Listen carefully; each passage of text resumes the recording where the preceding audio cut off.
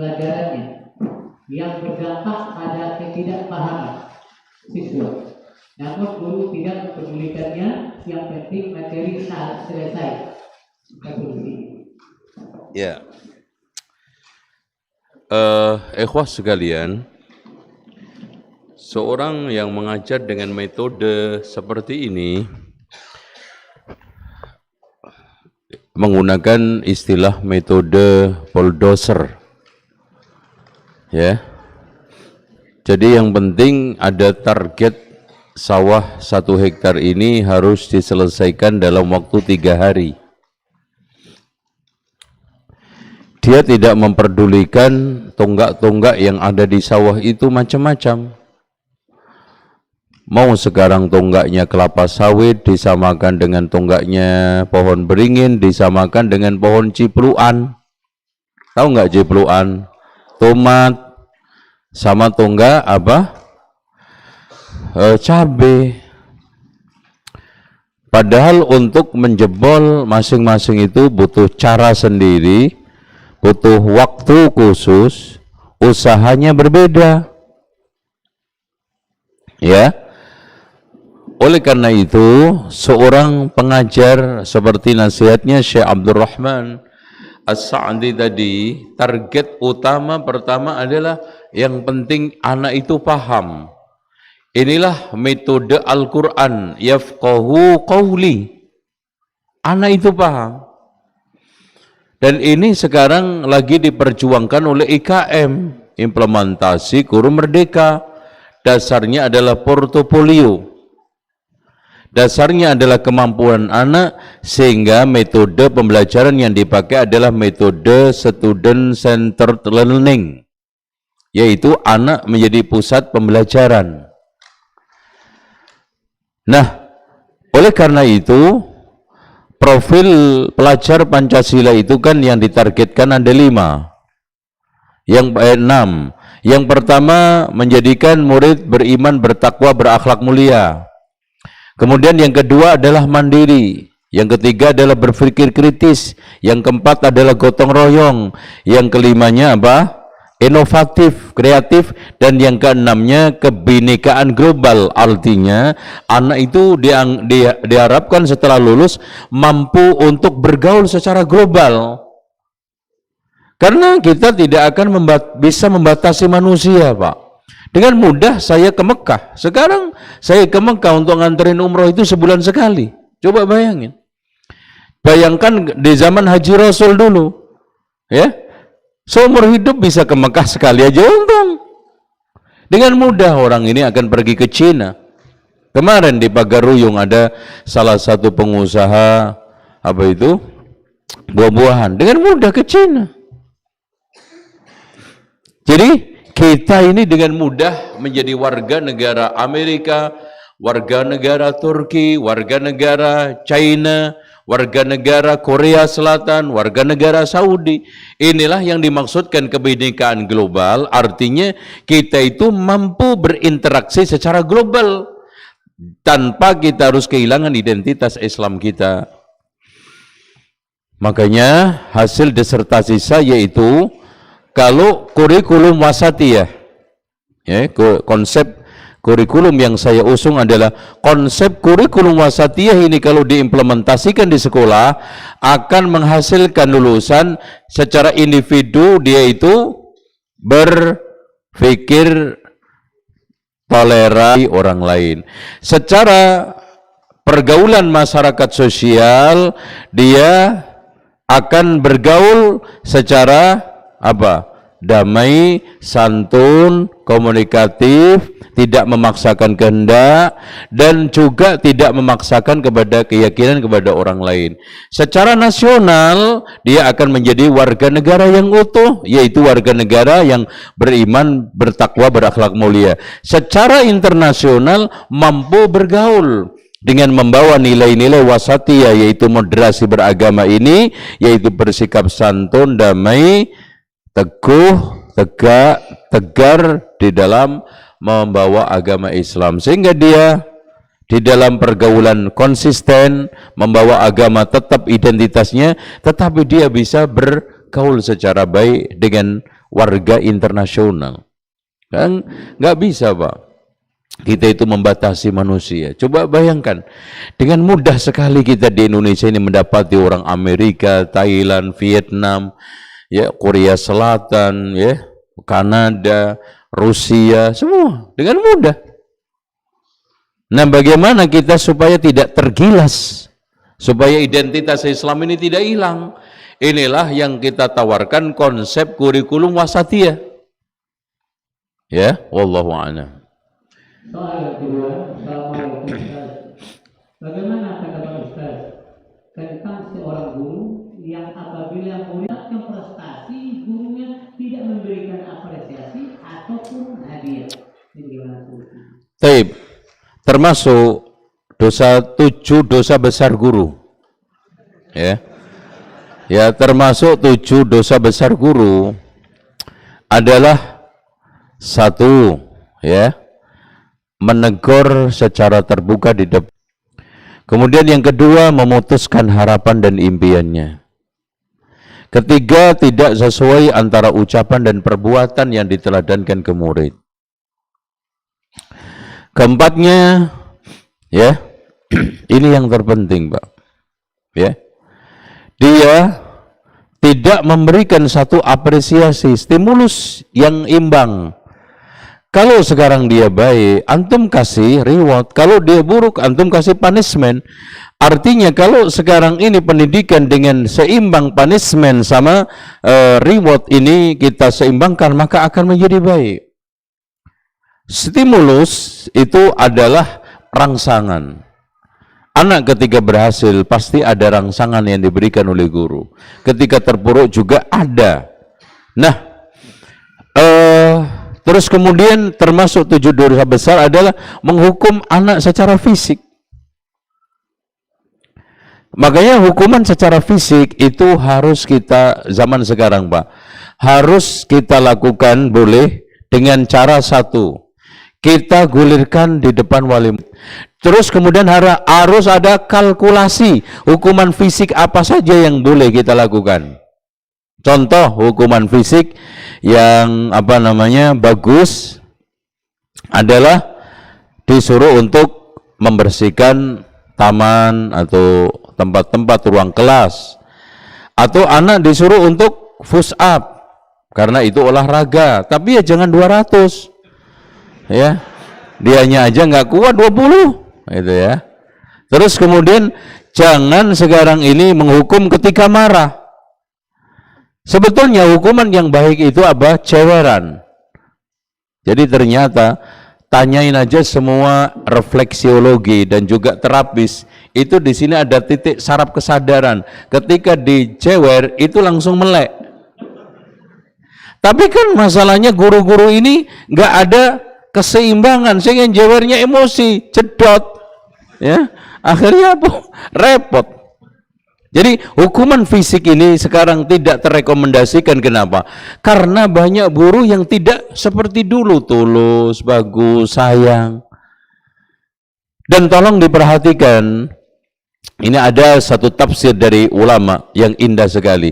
Kenapa Allah setelah menyebutkan Alhamdulillahi Rabbil Alamin, Allah itu murabbi seluruh alam semesta, mengusung namanya Ar-Rahmanir Rahim, bukan Al-Jabbar, Al-Qahhar, Al-Mutakabbir, enggak, Al-Mumit, Al-Muhyi. Alhamdulillahi Rabbil Alamin, Al-Muhyi wal-Mumit. Ngeri pendidik kalau sekarang mematikan dan menghidupkan. Waduh, wah, ini belum apa-apa gue mau dimatiin sama guru gue. Makanya Ar-Rahman pengasih, Ar-Rahim penyayang. Aslinya guru itu, makanya guru hebat itu syaratnya ada 4 apa 5. 1, bersikap belas asih dan kasih sayang. 2, terus menerus belajar. 3, tidak menghukum ketika marah. 4, mampu secara fleksibel menyesuaikan dengan perubahan. Jangan kaku. Jangan sekarang ini kolot. Jangan sekarang ini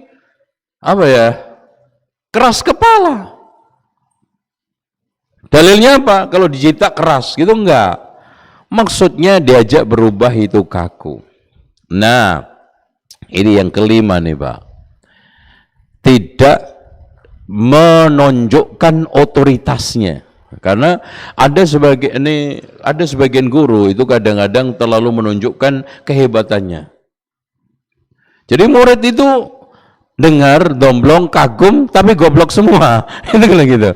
Karena yang paling pintar gurunya sendiri. Wah, saya itu dulu bisa menghafal Bulughul Maram hanya 5 hari. Masa 5 hadis saja 5 bulan? Jangan, itu terlalu menunjukkan otoritatifnya. Tuh. Jadi insya Allah kalau kita memiliki ciri-ciri seperti ini, kita akan menjadi guru yang hebat. Ya. Dan perlakukan anak itu sesuai dengan kondisinya, Pak. Bukankah Allah katakan, Allah saja tidak menuntut kita kecuali sesuai dengan kemampuan kita. Coba lihat.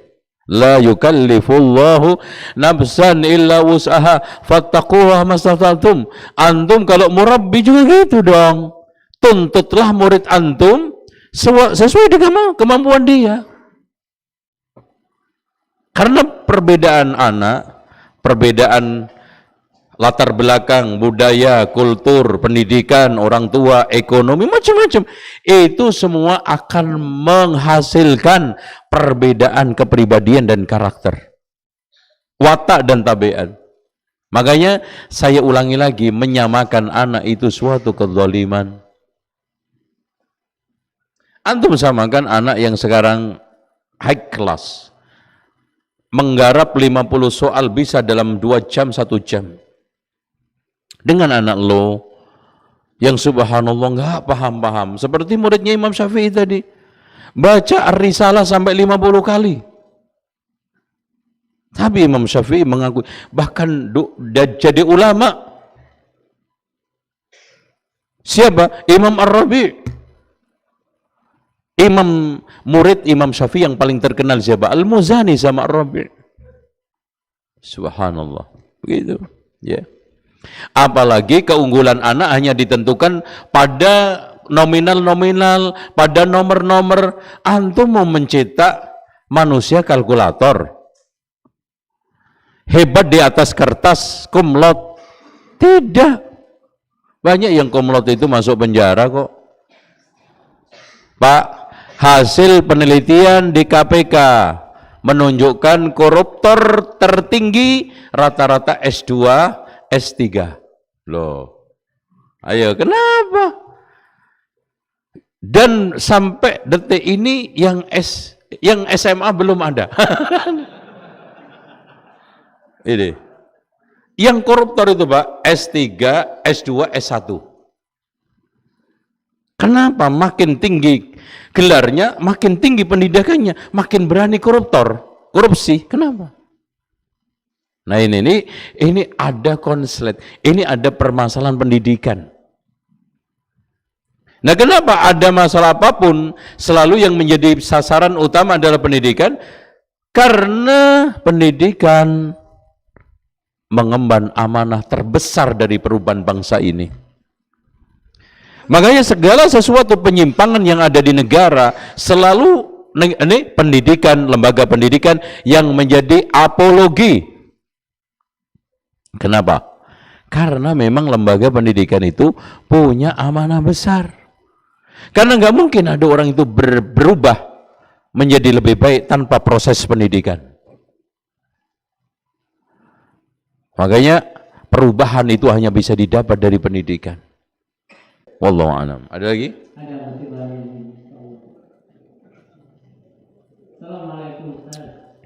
Saya mau bertanya, bagaimana cara mengatasi murid-murid yang susah diatur? Padahal sudah ditegur, dinasihati dengan lembut sekali. Tolong berikan motivasinya buat para murid-murid. Jawabannya ada global sama rinci. Globalnya, karena guru hanya mampu membangunkan fisiknya, tidak mampu membangunkan jiwanya. Padahal lagu kita aja bangunlah jiwanya, bangunlah padanya. Sama juga, kenapa banyak orang tua yang kesulitan membangunkan anaknya sholat? Karena yang dibangunkan fisiknya, tidak dibangunkan jiwanya. Dengan cara apa? Motivasi. Nah, membangunkan jiwa itu lebih sulit daripada membangunkan fisik. Kenapa? Gampang. Lo tendang aja guling. Bangun lo. Masa kalah samberuk tuh.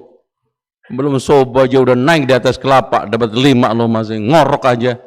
Bangun anak. Tapi ketika nggak ada antum, dia bangun dengan normal? Enggak.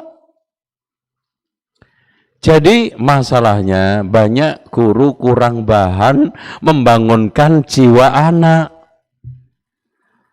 Makanya di sini literasi dikuatkan, baca dikuatkan, ilmu ditambah.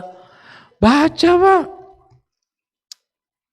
Masalahnya banyak tulisan-tulisan jurnal itu, Pak. Kalau antum buka Google Scholar itu jutaan makalah. Metode-metode untuk mengajar itu Masya Allah. Tapi ada nggak yang ngedownload? Naifnya guru itu ternyata ada guru yang nggak betah membaca. Lah gimana? Ya Allah, lewat kalau begini. Makanya saya itu paling marah. Saya itu paling keren kalau ada guru malas belajar. Ente udah di kandang ilmu aja malas belajar. Gimana nanti di luar? Mendingan keluar loh, jualan cendol. Sekarang tempatnya ilmu, pusatnya ilmu, belajar difasilitasi, masih juga datang terlambat. Anda sampai marah. Yang di luar sana, Mas, nunggu saya ngundang sampai 3 tahun, 4 tahun nggak dapat. Antum ditongkrongi begini masih juga absen, kebangetan lo, cabutin lo rambut ente. Gitu. Ya, ilmu, Pak. Makanya kritikan saya, dan ini kritikan bukan berdasarkan ngawang fakta. Ternyata tunjangan-tunjangan, ya, tunjangan profesi guru, tunjangan sertifikasi guru, tunjangan macam-macam, itu lebih banyak memperluas sawah dan kebun guru daripada ilmu, pengetahuan dan wawasan guru. Tuh. Makanya kita kasih lomba literasi. Ya, alhamdulillah. Kemarin kan sekarang yang dinilai oleh pemerintah itu kan literasi, numerik sama apa satunya karakter ya nilai. Itu alhamdulillah semua di atas rata-rata. Untuk karakter 3, kalau standar pemerintah berapa? 2 ya. Kalau sekarang literasi itu 1, kita kemarin sudah 2,5. Karena literasi ini bukan hanya literasi manual, bukan hanya literasi umum, bisa baca, bisa tulis, terus kemudian bisa bercerita. Literasi ini sekarang lebih luas. Ada literasi nggak boleh gaptek, ya, literasi teknologi. Ada literasi perpustakaan, ada literasi teknologi, ada literasi macam-macam. Ini harus dikuasai. Kalau enggak, bagaimana kita sekarang akan tertinggal, Pak? Ya. Nah, secara khusus ini habis ini terakhir saja, karena udah jam ngeri ini jamnya. Takutlah. Jadi secara khusus, Pak, antum kalau melihat anak itu ikhlas, penuh dengan kasih sayang, nggak mungkin kita itu sholat, masuk masjid, galak. Dengan galak itu sehingga anak disiplin, anak nurut. Anak itu adalah kesadaran, anak itu ketersentuhan, anak itu apa? Sekarang ini pelong melakukan. Ya, kan kadang-kadang untuk mendisiplinkan harus galak. Kadang-kadang diplototin, kadang-kadang digampar, kadang-kadang dipecut. Itu dulu zaman Belanda. Sekarang ini nggak laku, Pak. Karena masalahnya sekarang ini, maaf, keterbukaan, sosmed, macam-macam itu, informasi itu sangat tinggi, dan tuntutan kualitas itu, apalagi sekarang ada GAT, atau nggak GAT? General Ayah? Ya, ini Kiting ini harus ke General Agreement Trading Service, artinya sekarang ini seorang itu harus bisa menjamin kualitas jasa atau barang yang dia jual, dan pendidikan ini juga termasuk di dalam bagian industri jasa, walaupun kita tidak jual beli maknanya komersial. Nah, tuntutan orang terhadap kualitas sekolah itu tinggi dengan aturan itu internasional. Nah, itu oleh karena itu ini intinya gini, kapan-kapan kita harus adakan pelatihan, ya, contoh menjadi guru mengagumkan. Itu penting itu, Masya Allah. Gimana guru yang bisa ada, Masya Allah. Antum sekarang saya tanya yang sudah gerang-gerang ini, udah gede-gede, udah tua-tua nih, ada nggak guru yang antum masih inget sampai sekarang SD? Bukan galaknya ya, itu bukan. Ada guru, Masya Allah. Coba ini kisah dan habis ini saya closing tutup. Syekh seorang pemilik, seorang pengusaha besar Saudi, pemilik perusahaan terbesar dan bank besar adalah Ar-Rajihi, namanya Abdurrahman bin Abdul Aziz Ar-Rajihi. Dia ketika pensiun itu mewakafkan berapa persen hartanya, kemudian setelah itu dibagi-bagi ke anak-anak cucunya, kemudian dia hidup normal seperti zaman dahulunya. Pada saat itu dia ingat gurunya pada waktu SD. Ternyata masih ada, Pak. Kenapa guru itu dikenang? Karena pada saat zaman dia duduk di bangku madrasah, dia tidak bisa ikut piknik karena nggak punya duit, dibayari sama guru itu. Subhanallah. Diingat, dikenang, dibelikan rumah yang harganya miliaran. Masya Allah. Itu. Di guru hebat itu guru yang bukan hanya mengetahui cara berpikir yang baik, tetapi mengenali kepekaan hati dan pikiran orang. Guru yang hebat itu bukan guru yang bisa sekarang ini mengajarkan akhlak mulia dan akhlak yang buruk. Guru yang hebat, guru yang mampu menyelesaikan konflik kelas antar anak murid. Itu guru hebat. Bisa melerai, bisa membangkitkan, dan memang nggak mudah, nggak semua orang itu bisa jadi guru aslinya, Pak. Itu, makanya guru ditiru kok.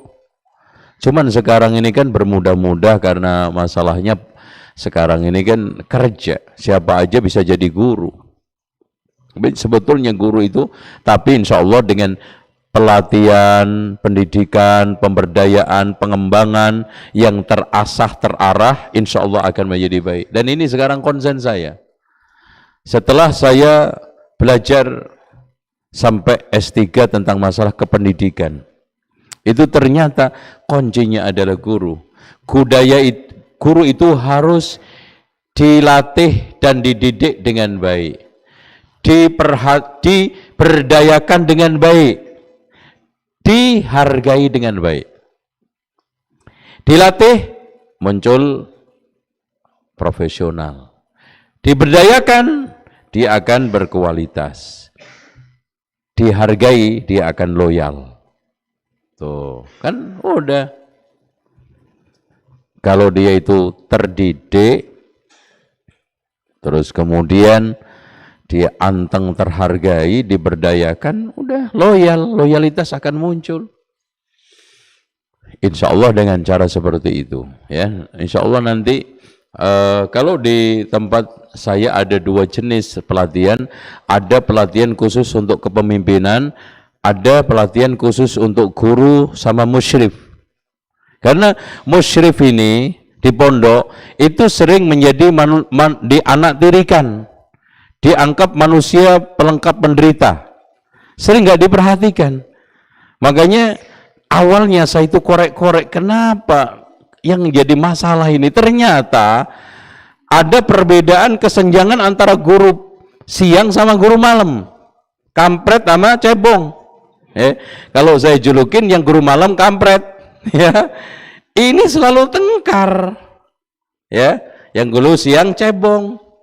Kenapa? Makanya sekarang saya samakan, nggak ada istilah musyrik, nggak ada guru, semua ada guru, cuman satu guru siang, satunya guru malam. Kesejahteraannya, ininya, semuanya sama, syarat-syaratnya. Ya, dan setiap tahun itu kita adakan evaluasi hafalannya, karena guru itu ada yang lama-lama hilang hafalannya, itu hilang sendiri, kalah sama muridnya. Wah, ini kalau ibarat pendekar nggak mau ngasah jurus-jurusnya ini, nanti kalah sama muridnya.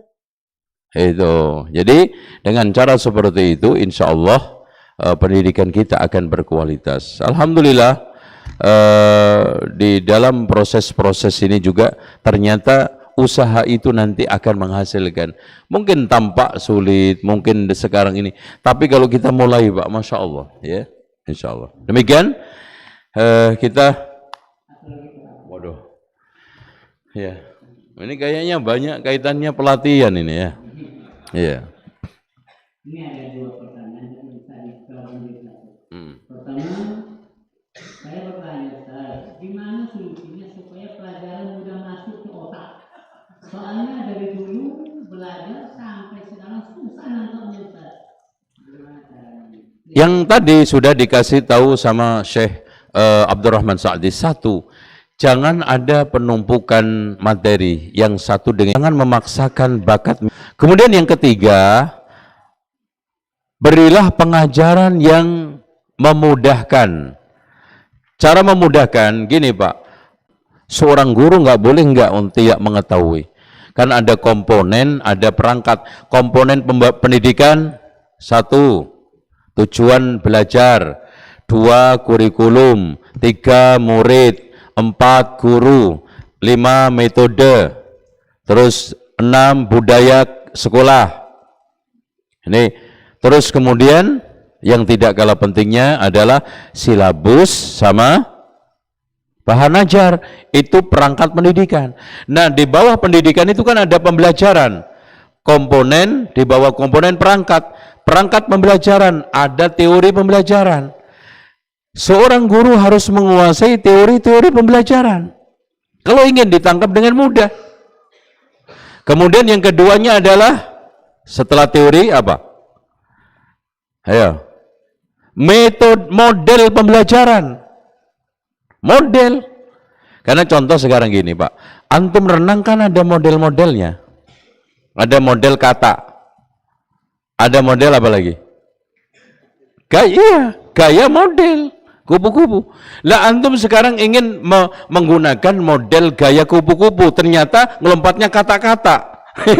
Kan lucu jadinya. Ya, setelah teori pembelajaran, keduanya model pembelajaran. Di bawahnya setelah model apa? Metode. Metode itu ada metode diskusi, ada ceramah, ada tanya jawab. Ada sekarang ini metode permisalan, banyak samrek. Jadi makanya jangan sampai kita itu jadi guru itu kurang bahan, kurang baca. Banyak metode-metode supaya anak itu masuk. Contoh aja, ada anak nggak paham-paham bahasa Arab, udah aja keluar bahasa Arabnya naik, suruh aja naik pohon. Ini bahasa Arabnya sa'adal syajarah. Ingat itu. Setelah model pendekatan. Pendekatan ini Masya Allah ini tergantung gurunya. Nah yang terakhir strategi. Strategi pembelajaran itu Pak harus dikuasai oleh guru.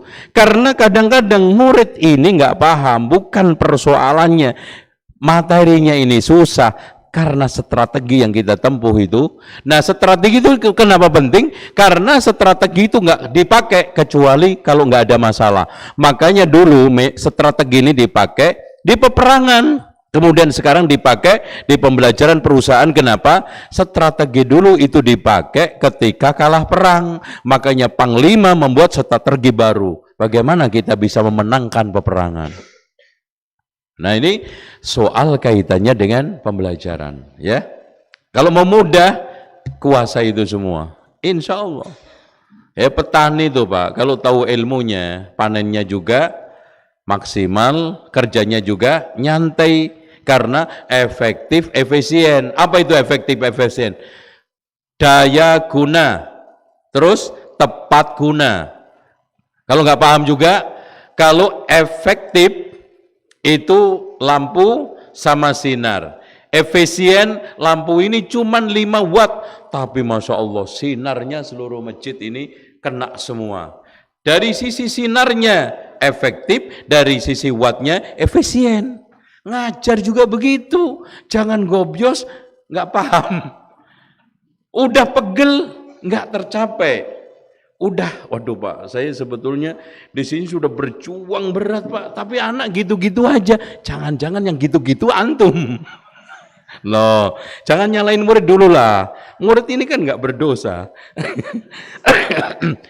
Murid itu makhluk yang tidak berdosa. Datang lugu, membawa cita-cita, harapan kosong, tinggal diisi. Nah ternyata kok antumnya yang bilang, Pak, saya ini udah ngajar pontang-panting, ngajar susah payah, siang malam, hasilnya kok gitu-gitu aja anak itu Pak. Jangan-jangan yang gitu-gitu antumnya. Nah itu. Pokoknya ku anfusakum, koreksi diri kamu sendiri dulu. Saya kira itu Bu ya. Aduh. Aduh, Pak ya. Apakah boleh seorang guru pilih kasih terhadap muridnya? Kemudian kalau muridnya kaya, dicintai oleh gurunya. Kalau murid biasa saja, tak dicintai oleh gurunya. Ini Pak, ini bahaya Pak. Ini termasuk 7 dosa besar tadi. Belum saya sampaikan. Makanya termasuk di antara kegagalan, sekian faktor kegagalan kita di dalam mendidik, bukan kita tidak tuntas menyampaikan materi, kita tidak tuntas mencintai anak itu, kita tidak tuntas menyayangi anak itu. Karena anak itu kalau sudah diberikan cinta kasih sayang penuh Pak, antum ngomong apa aja itu didengar dia, ngintip aja itu sudah jadi materi Pak, kalau udah seneng ya. Tapi kalau anak itu udah benci Pak, meskipun antum ngotot nggak masuk. Makanya kenapa haram guru itu menerima pemberian bingkisan dari murid, dari wali murid? Saya haramkan. Kalau mau terima, kasihkan ke yayasan. Nanti yang bagi yayasan, bukan ente sendiri membagi kepada diri antum sendiri. Pasti nggak objektif. Mana mungkin objektif? Orang membagi kepada dirinya sendiri. Kalau kenapa? Nanti akan terjadi pilah-pilih, kasih sayang yang tidak seimbang. Wah, ini suka ngirim pulsa. Wah, dilus-lus. Iya Bu, gimana Bu ini ya? Wah, Masya Allah bagus Bu, pokoknya udah beres aja Bu. Apalagi juga nanti, wah sekali datang disuap pizza, sekali datang KFC, yang lebih hebat lagi ditawari kakaknya nikah. Wah itu lebih bahaya lagi itu. Nah ini nanti pasti dilus-lus, disayang-sayang. Anak yang nggak nyetor pulsa didiskriminasikan. Makanya saya katakan tadi, sampai hari ini Pak, saya tidak pernah tahu satu persatu murid-murid yang sekolah di saya ini anaknya siapa. Kalau tahu pun sambil lalu aja. Oh, bahkan saya itu tahunya itu lulus. Oh, anak antum pernah sekolah di saya? Iya Pak. Saya bukan masa bodoh. Anak bukan cuek. Anak takut memberikan perhatian berbeda karena mungkin kedekatan, karena mungkin kenal macam-macam. Itu penting ya. I'dilu baina auladikum, bersikaplah adil sama anak kalian. Gitu ya. Wallahu a'lam bishawab. Alhamdulillah. Betul lah.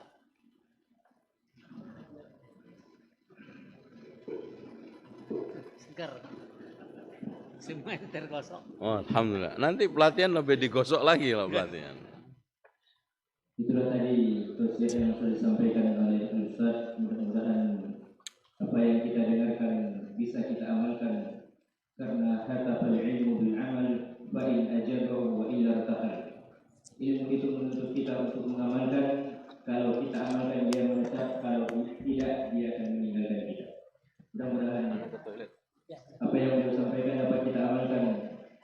semuanya kita usahakan sebagiannya. Mana yutraku kulluhu la yutraku julluh, gak bisa kita dapatkan semuanya, jangan kita hilangkan seluruhnya. Kemudian terakhir dari segi infak total terkumpul Rp7.367.000. Kita ulang, total infak Rp7.367.000. Terakhir kami tutup sampai di sini daurah kita pada hari ini. Yang salahnya ketika pembawa acara salah menyampaikan sesuatu, mudah-mudahan dapat dimaafkan. Kita tutup dengan membacakan doa kepada majelis. Subhanallahumma wa bihamdika asyhadu an la ilaha illa anta astaghfiruka wa atubu ilaik. Assalamualaikum warahmatullahi wabarakatuh.